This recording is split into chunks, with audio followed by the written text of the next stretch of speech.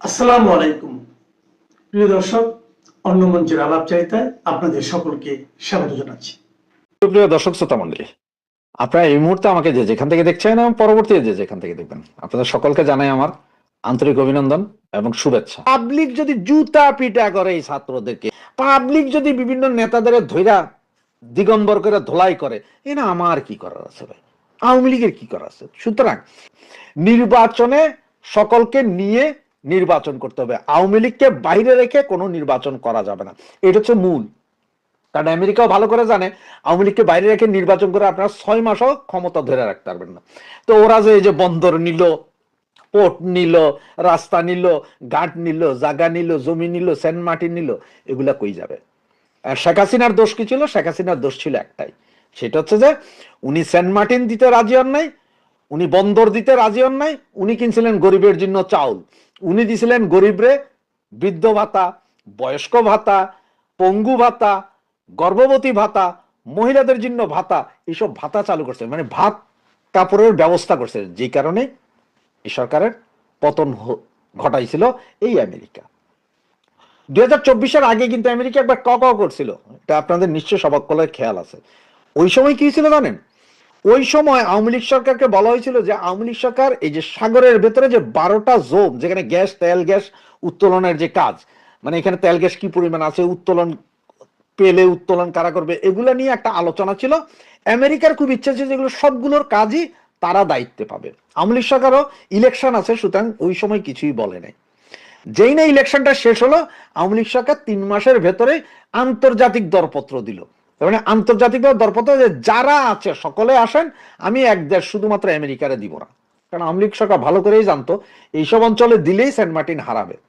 আর এটাই আমেরিকান গভর্নমেন্টের উপরে লেগে গেছিল বিশাল আতঙ্ক, যে কিরে আন্তর্জাতিক দরপত্র দিলে অন্যান্য ইয়েরা যদি আসে, এই যে আপনার অন্যান্য দেশ যদি আসে, এই দরপত্র তো ওরা টিকবে না, তাহলে তো ওদের সবকিছু হবে না। কারণ ওরা যদি পুরো ব্লকটা যদি ওরা পায়, তাহলে ওইখানে ওদের বিভিন্ন জাহাজ, দরকার সাবমেরিন এনে রাখবো, দরকারে যে 7 ফ্লিট এনে রেখে দিব, কারো কিছু করার নেই, আমরা তো তেল গ্যাস উত্তোলন করছি, দেখছি, খনন কাজ করছি।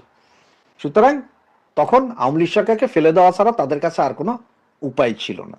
কিন্তু ফেলে দেওয়ার পরে এখন ওদের ভয় হচ্ছে যে এই মৌলবাদী সরকার আবার কি করে। যদি মৌলবাদী সরকার আসে আসে মানে হচ্ছে যে এটা এখন প্রি প্ল্যান, যে এই মৌলবাদীদেরকে আনবে হচ্ছে যে ইন্ট্রিম, তার কারণটা।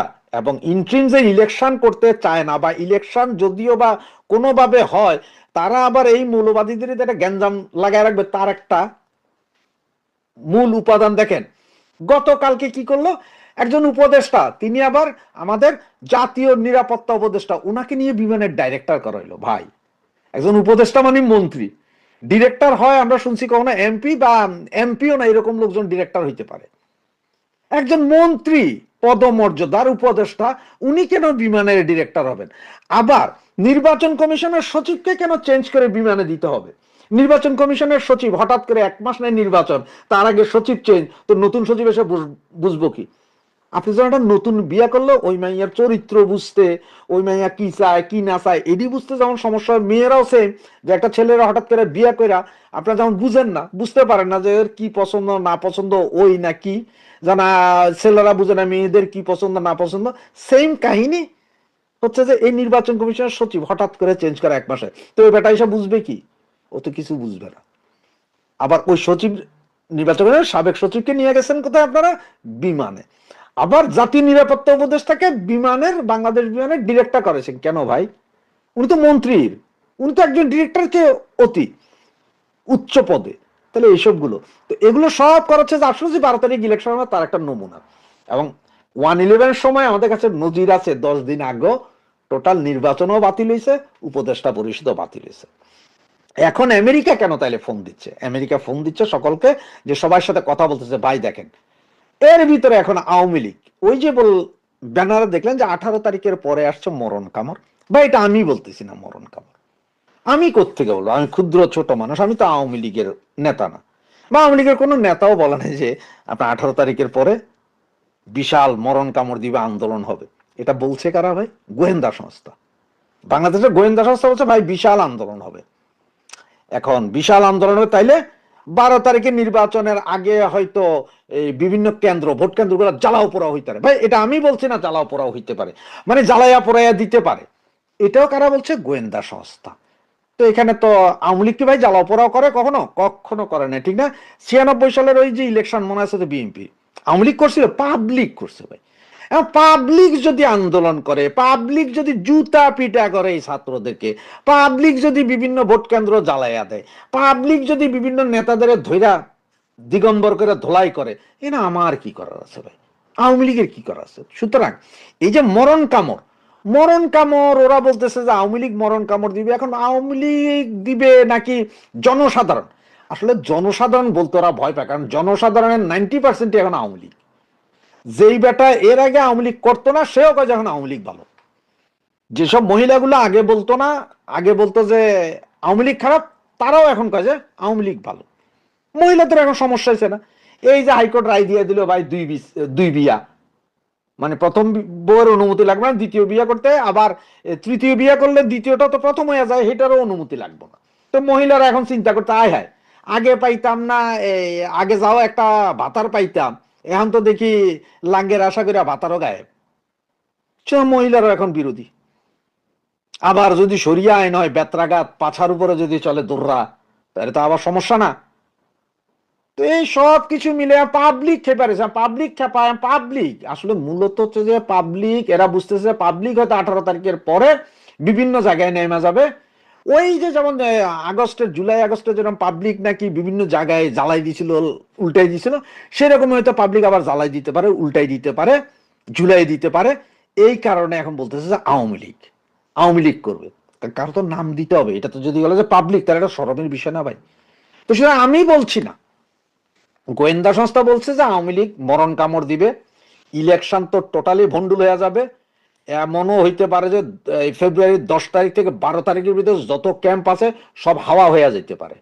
তো এগুলো সব পাবলিক হয়তো করতে পারে, এটা আওয়ামী লীগ করবে না, পাবলিক করবে। কারণ পাবলিক মানি এখন কিন্তু সব আওয়ামী লীগ, এটা তো মানেন যে কোনো পাবলিক মানি আওয়ামী লীগ।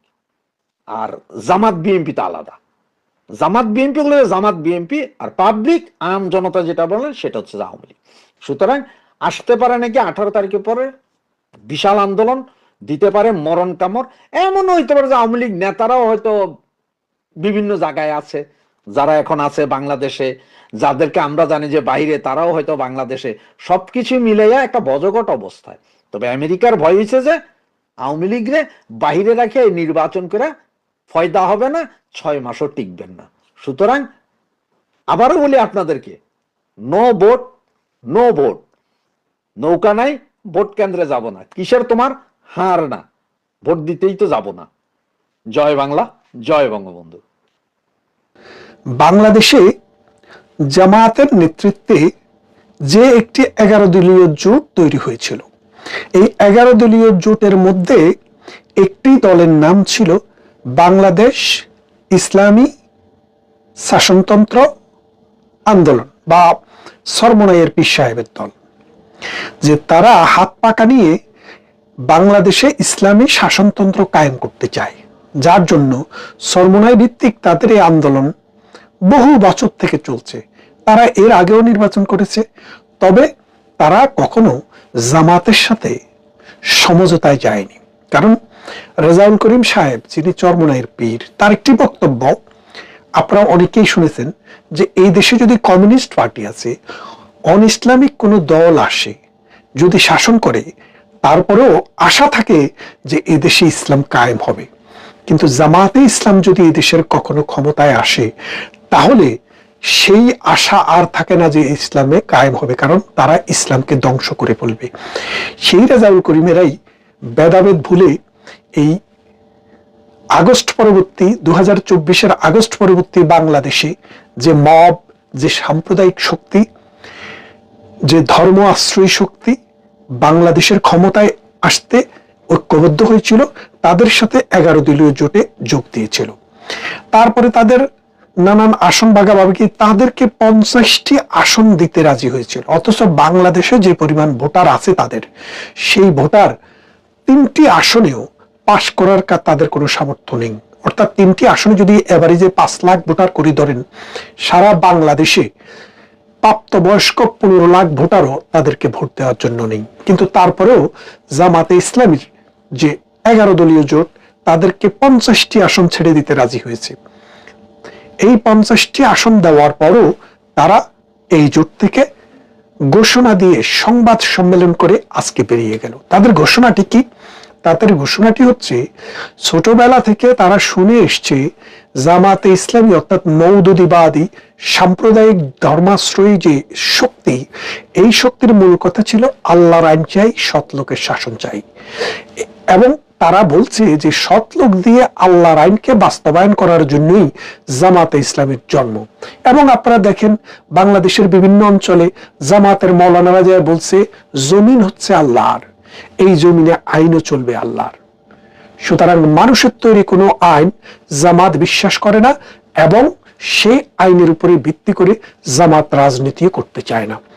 এই ভরসায় চরমোনাই, খেলাফত মজলিস, খেলাফত আন্দোলন, মুসলিম লীগ এবং নেজামে ইসলামী পার্টি এই দলে যোগ দিয়েছে। মজার বিষয়টা হচ্ছে বাংলাদেশে যারা এই 11 দলীয় জোট, এই 11 দলীয় জোটের মধ্যে নেজামে ইসলামী এবং জামাতে ইসলামী 1971 সালের 16 ডিসেম্বর সরওয়ার্দী উদ্যানে যে সারেন্ডার ডিট স্বাক্ষর হয়েছিল, সেই সারেন্ডার ডিটে তাদের নাম উল্লেখ ছিল। অর্থাৎ তারাও পাকিস্তানের পরাজিত শক্তি হিসেবে একটি অংশ সারেন্ডার করছে। সেই শক্তি এখন চরমোনাই কি বলছে দেখেন। চরমোনাইয়ের কথাটা হচ্ছে যে গতকাল জামাতে ইসলামের আমিরকে একজন খ্রিস্টান মহিলা জিজ্ঞেস করেছিল যে আপনারা যদি ক্ষমতায় যান তাহলে কোন ধরনের শাসনতন্ত্র হবে। তো তিনি উত্তরে বলেছিলেন যে আমরা কোনো শরিয়া আইন দেশে চালু করব না, আমরা যেটা করব প্রচলিত যে বাংলাদেশের আইন আছে এই আইনের ভিত্তিতেই আমরা রাষ্ট্র পরিচালনা করব। এই কথা শুনে রেজাউল করিম সাহেবের দল অর্থাৎ চরমোনাইয়ের পীর সাহেবের দল তারা বললেন যে আমরা তো এই দেশে খেলাফত কায়েম করতে চাই, এদেশে তো আমরা শরিয়া আইন কায়েম করতে চাই, এদেশে তো আমরা ইসলামী শাসনতন্ত্র দেখতে চাই। সুতরাং এই জন্যই তো আমরা জামাতের সাথে সকল ইসলামিক জোটের ভোট এক বাক্সে যাওয়ার জন্যই তো আন্দোলন করছিলাম। তা এখন যদি আমাদের সেই একই বক্সে ভোট না পড়ে আর ভোট পড়ার পরও যদি সেখানে যদি ইসলামিক আইন বাস্তবায়ন না হয়, কোরআনের আইন বাস্তবায়ন না হয়, তাইলে আমরা জামাতের সাথে জোট করে লাভ কি? তাদের কথাতে যথেষ্ট যুক্তি আছে। তাদেরকে আমি অন্তত একটা বিষয়ে সাধুবাদ দেই, তাদের মধ্যে মুনাফিকি নাই। মুনাফিকের একটা চিহ্ন আছে। আগে বলেছিলেন যে জামাতে ইসলাম যদি কোনোদিন ক্ষমতায় আসে তাহলে ইসলাম আর বাংলাদেশে থাকবে না, কিন্তু এখন তারা সেই জায়গা থেকে সরে এসেছেন মনে করেন না। অবশ্যই এটা মুনাফিকি না হইয়া বলতে পারে যে পরিবর্তিত পরিস্থিতিতে তারা হয়তো এই অ্যাসেসমেন্টটা তাদের বদলিয়েছেন, হঠাৎ করে তারা কিন্তু এই সিদ্ধান্তে আসেননি। কিন্তু জামাতে ইসলামের মধ্যে টোটাল মুনাফিকি। মুনাফিকিটা কি দেখেন, তারা বলেছে আল্লাহর আইন চায়, সৎলোকের শাসন চায়, জমিন আল্লাহর, শাসনতন্ত্র হবে আল্লাহর। কিন্তু তারা যে শাসনতন্ত্র এখন কায়েম করতে যাচ্ছে সেটা হচ্ছে মানুষের শাসনতন্ত্র। তাহলে তাদের মুখ এবং বুক, তাদের বিশ্বাস এবং তাদের এক্সপ্রেশন দুইটা আলাদা। এটা হচ্ছে একটা মুনাফিকের প্রথম লক্ষণ। দ্বিতীয় লক্ষণটা আমি বলি, 1971 সালের কথা যদি আপনি ধরেন, তারা বলেছিল কি আমরা মজলুমের পক্ষে, জালেমের বিপক্ষে। আপনারা সবাই জানেন 1971 সালের 26শে মার্চের কালো রাত্রিতে বাংলাদেশ কিন্তু পাকিস্তান আক্রমণ করেনি, পাকিস্তান বাহিনী এসে বাংলাদেশ আক্রমণ করে, অসংখ্য নিরীহ মানুষকে হত্যা করে। এই হত্যাযজ্ঞ যারা চালিয়েছিল তারা ছিল জালেম, আর বাংলাদেশের নিরীহ অসহায় মানুষেরা ছিল মজলুম। সেদিন জামাতে ইসলামী দাঁড়িয়েছিল পাকিস্তানের নির্যাতনকারী জালেমের পক্ষে আর মজলুমের বিপক্ষে। তাদের এটি আরেকটি চিহ্ন, মুখে যা বলে বুকে তা ধারণ করে না, মিথ্যা করে বলে। তারা আসলে জালেমের পক্ষে, তারা মজলুমের পক্ষে না। এখন এই যে চরমোনাইয়ের পীর সাহেব ঘোষণা দিয়ে বেরিয়ে গেল, এই নির্বাচনের প্রভাবটা কি পড়বে দেখেন। 50টা আসনের মালিক একটি দল ঘোষণা দিয়ে জামাতি অ্যালায়েন্স থেকে বেরিয়ে গেল। সেইখানে এবার আমরা বিশ্বাস করি জামাতের ভোটার বাংলাদেশে নেহায়েত কম। কেন কম? যে চরমোনাইয়ের 15 লাখ মানুষ, 20 লাখ মানুষ নিয়ে তারা যদি 50টি আসন পেতে পারে, তাহলে 100টি আসন সমান 40 লাখ। আর 200টি আসন সমান 80 লাখ, আর 300টি আসন সমান 120 লাখ, 1,20,00,000 মানুষ, 300টি আসন। তাহলে হিসাব করেন বাংলাদেশের যে আরো 12 কোটির মধ্যে যে আরো 11 কোটি 10.5 কোটি ভোটার, তাদের আসন সংখ্যা কত, সেটা একটু হিসাব করার বিষয় আছে। তারপরে দেখেন, এখন এই জামায়াতে ইসলামীর জোট থেকে যখন এই 6 ভাগের 1 ভাগ লোক চলে গেল, তার মানে 50টা করে যদি ধরেন 300 আসন, তার মানে 6 ভাগের 1 ভাগ, 6 ভাগের 1 ভাগ মানে কত পার্সেন্ট? প্রায় 17%, 16 থেকে 17%। তার মানে জামায়াতের নির্বাচনে জয়ী হওয়ার যে সম্ভাবনাটি ছিল, সেটি 17% রিডিউস হয়ে গেছে। এক। দ্বিতীয়ত আরেকটি বিষয় আপনাদেরকে মনে রাখতে হবে, যে বাংলাদেশে যে মৌলবাদী শাসন, বাংলাদেশে যে পাকিস্তান প্রেমীদের শাসন, বাংলাদেশে ধর্মাশ্রয়ী শাসন, বাংলাদেশে খেলাফতের শাসনের যে স্বপ্ন, এই স্বপ্নটা এই জমিনে কখনো বাস্তবায়ন করা সম্ভব না। কেন সম্ভব না? দেখেন, এই 18 কোটি মানুষ বাংলাদেশের অন্ন, বস্ত্র, বাসস্থান, শিক্ষা এবং চিকিৎসার জন্য সংগ্রাম করছে। এই সংগ্রামরত অবস্থায় বাংলাদেশ 53 বছরের স্বাধীনতার পর হাঁটি হাঁটি পা পা করে যেটুক এগিয়েছে, সেটা পাকিস্তানের চাইতে 1000 মাইল বেশি। আপনি যদি আজকের দিনটাকে বেস করে ধরেন, তারা যে পাকিস্তানের স্বপ্নে বিভোর, তারা যে মৌলবাদী শাসনের স্বপ্নে বিভোর, সেই মৌলবাদী শাসনের প্রভু যারা পাকিস্তান, তারা বাংলাদেশের চাইতে 1000 মাইল দূরে। কিভাবে দূরে? দেখেন, আজকে বাংলাদেশের একটি টাকা কিনতে চান, পাকিস্তানের 3টি টাকা আপনাকে দিতে হবে। তাহলে কি বুঝলেন? আমরা তাদের চাইতে 3 গুণ ধনী। আপনি যদি রিজার্ভের কাছে যান, আমাদের রিজার্ভ 20 থেকে 30 বিলিয়ন, আর তাদের রিজার্ভ 6 বিলিয়ন। মাথাপিছু আয় আমাদের 2700, তাদের 1500 থেকে 1600, 1800। তার মানে সব দিক থেকে, শিক্ষা, সংস্কৃতি, communication, transportation, education, health, life expectancy, সব দিক থেকে আমরা তাদের প্রভুদের চাইতে এগিয়ে। দ্বিতীয়ত, সারা বিশ্বে মৌলবাদী শাসনের যে প্রতিভূ যারা ছিল, 3-4টি দেশ, সিরিয়াতে তারা পরাজিত হয়েছে, ইরানে পরাজয়ের দ্বার প্রান্তে, ইয়েমেনে এই মৌলবাদী গোষ্ঠী ভূপাতিত হয়েছে, ইজিপ্টে সিসির গভর্নমেন্টকে শুধু পরাজিতই করেনি, সিসিকে মৃত্যুদণ্ডের রায় পর্যন্ত দিয়েছে। সুতরাং আপনারা বুঝতে পারছেন যে মৌলবাদী ধর্মভিত্তিক যে রাজনীতি, সারা বিশ্বে এটার এখন কবর রচনার পথে। বাংলাদেশের নতুন করে গাঁজা খাইয়া এখন তারা রাস্তায় নেমেছে। আপনারা জানেন যে দুবাই সাম্প্রতিক সময়ে ঘোষণা দিয়েছে যে লন্ডনের মানুষ, লন্ডনের সরকার খুবই লিবারেল, এখানে যে কোনো ধর্ম নিয়ে গবেষণা করতে পারে, চর্চা করতে পারে, রেডিক্যাল লোকেরাও এখানে এসে কিন্তু গবেষণা করে। যার কারণে দুবাই এখন ঘোষণা দিয়েছে যে লন্ডনে সরকারি স্পন্সরে কোনো ছাত্রকে আর এই দেশে পড়তে আসতে দিবে না, কারণ এই দেশে আসলে মৌলবাদীর চর্চা হয়। তো এটা কেন বলছে? দুবাই কি ইসলামিক রাষ্ট্র হয়ে এই লন্ডনকে, ব্রিটেনকেই এই ইসলামিক মৌলবাদীদের প্রাণ কেন্দ্র হিসেবে দেখছে? হ্যাঁ, এটার একটা কারণ আছে, কারণ এই দেশের সরকারগুলো liberal, rule of law establish, যার কারণে বুদ্ধির মুক্তি এবং চিন্তার স্বাধীনতা, যে যেটা লালন করতে চায়, পালন করতে চায়, এটা করার সর্বোচ্চম উর্বর ভূমি। কিন্তু ব্রিটেন আস্তে আস্তে এখন বুঝতেছে যে এই মৌলবাদী শক্তিকে যদি এখানে বসার সুযোগ করে দেয়, আলাপ আলোচনা করার সুযোগ, কথা বলার সুযোগ এবং তাদেরকে অর্গানাইজেশনের সুযোগ দেয়, তারা আস্তে আস্তে সারা বিশ্বে মৌলবাদ উৎপাদন করবে। তাই আমেরিকা, ব্রিটেন, ইউরোপ আস্তে আস্তে তাদের ব্যাপারে কষা চলছে। সম্প্রতি আপনারা দেখেছেন আমেরিকাতে বাংলাদেশ, পাকিস্তান এবং আফগানিস্তানের মানুষের অভিবাসন বন্ধ করে দিয়েছে। ব্রিটেনে বাংলাদেশ থেকে ছাত্র এবং ভিজিটর আসা মুসলমান দেশ হিসেবে অর্ধেকটা কমিয়ে দিয়েছে। আমেরিকার পর কানাডা, অস্ট্রেলিয়া, নিউজিল্যান্ডে যান, সেখানেও একই অবস্থা।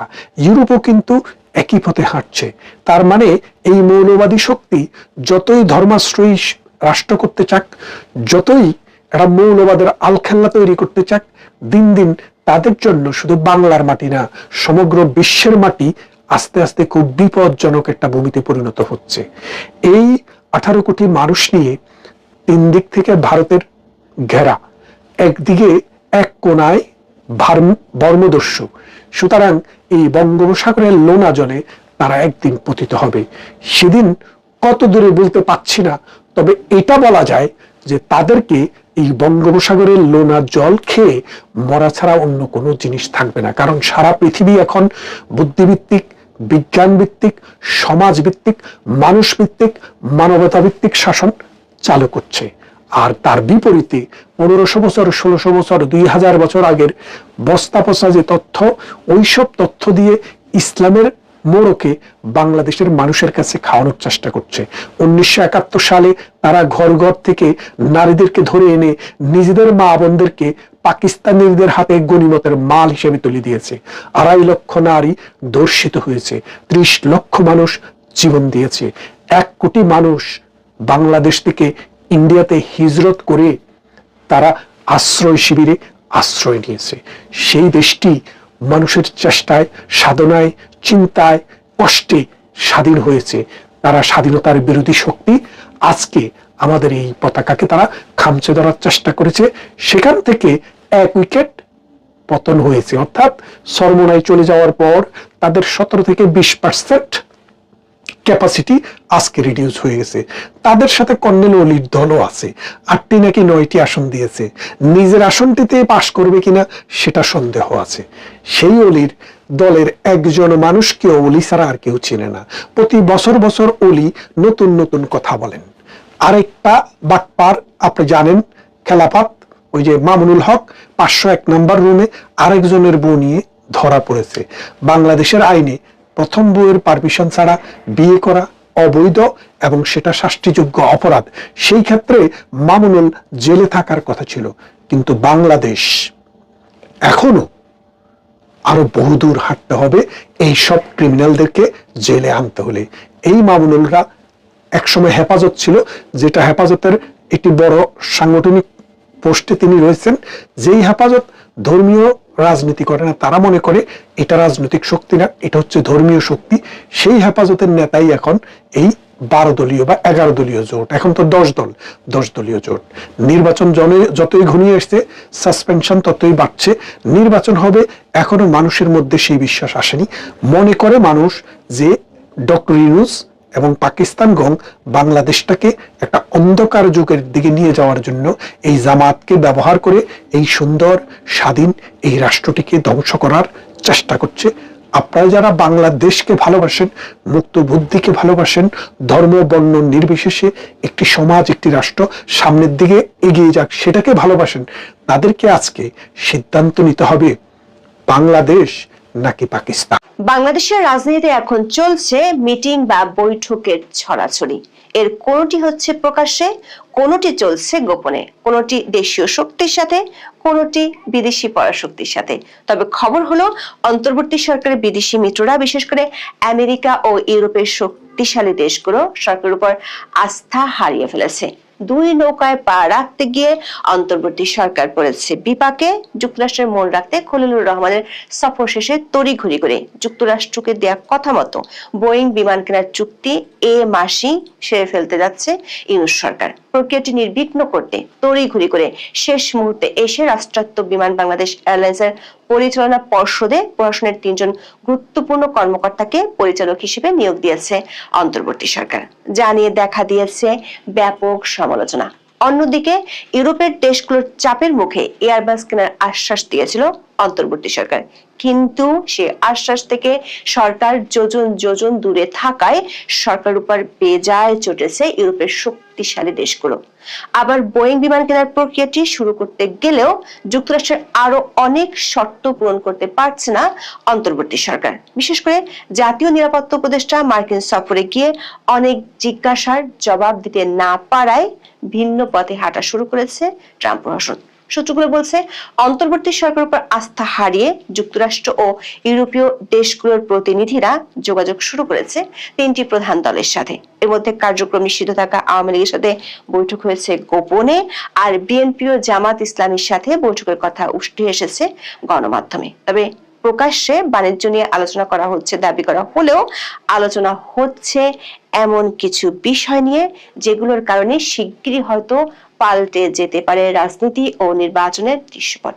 বিশেষ করে নির্বাচনের আগে আইন শৃঙ্খলা পরিস্থিতিকে কেন্দ্র করে সুষ্ঠু নির্বাচনের পরিবেশ নিয়ে প্রশ্ন তোলা হতে পারে নানা মহল থেকে। ট্রাম্পের আরোপ করা রেসিপ্রোকাল ট্যারিফ সামাল দিতে নিজেদের এখতিয়ারের বাইরে গিয়ে নন ডিসক্লোজার এগ্রিমেন্ট করেছিল ইউনূস প্রশাসন। এ নিয়ে ব্যাপক সমালোচনা হলেও কোনো কিছুই কেয়ার করেনি অন্তর্বর্তী সরকার।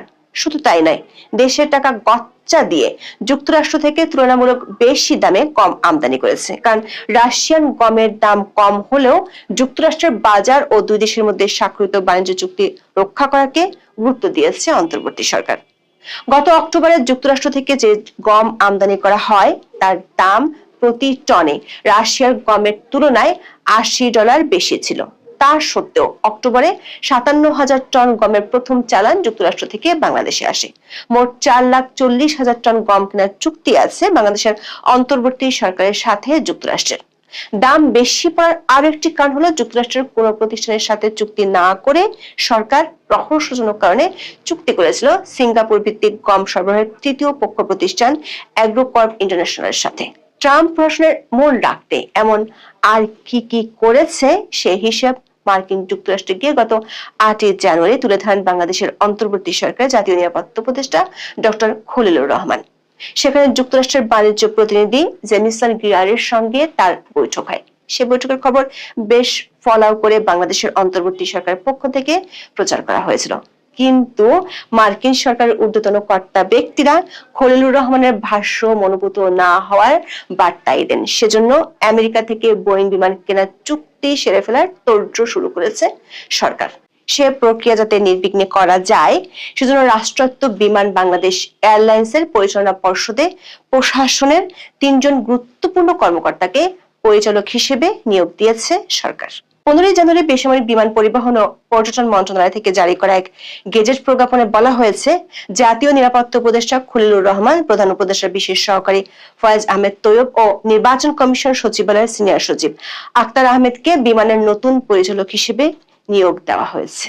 যেখানে জাতীয় সংসদ নির্বাচন ও গণভোটের মতো মহাযজ্ঞের সামনে ঠিক তার আগে কেন নির্বাচন কমিশনের সচিবকে এ পদে নিয়োগ দেওয়া হলো তা নিয়ে বিস্ময়ের শেষ নেই সংশ্লিষ্টদের। আবার 3 জনের কারোরই এভিয়েশন বিষয়ে কোনো অভিজ্ঞতা নেই।